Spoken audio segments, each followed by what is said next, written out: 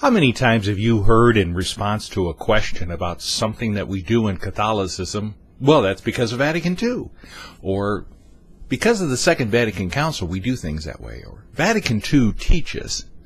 But how many of us today really understand what was Vatican II? It occurred between 1962 and 1965. It is the single most important event in the life of the Church during the 20th century, but a lot of us today just don't understand what it was.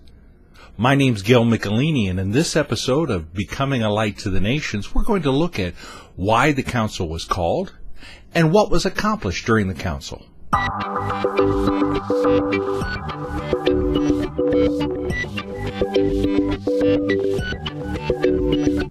The Second Vatican Council was the 21st of the ecumenical councils of the Church. That's nice. What does that mean? Ecumenical is a Greek word which means the inhabited world. We use ecumenical when we're describing a gathering of like-minded people or everyone involved in a specific thing.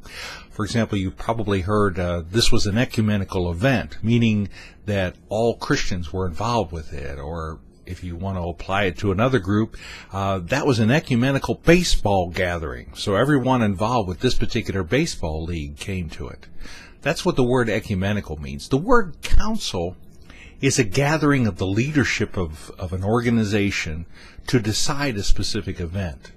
So a council of a corporation, for example, would be all the executive directors gathering together to have their regular meeting or to decide a specific issue. A council in the church is called by the Pope, who is the leader of the church, and it's a gathering of the bishops. Now, in Acts 15, there is a description of the first council of the church, which is commonly called the Council of Jerusalem. The Apostle Paul came to Jerusalem with the question of, how do we let the Gentiles into the church? And he came seeking the authority of Peter, who was the first pope, asking him, how do we handle this situation? It was not an ecumenical council because it wasn't a gathering of all the bishops. They were just there in Jerusalem, and they said, hey, everybody here, let's get together, let's decide this.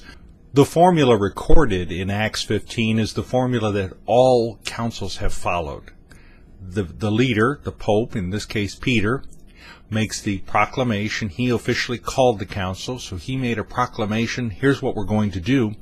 And then it's up to the bishops to decide how to accomplish what the Pope wanted.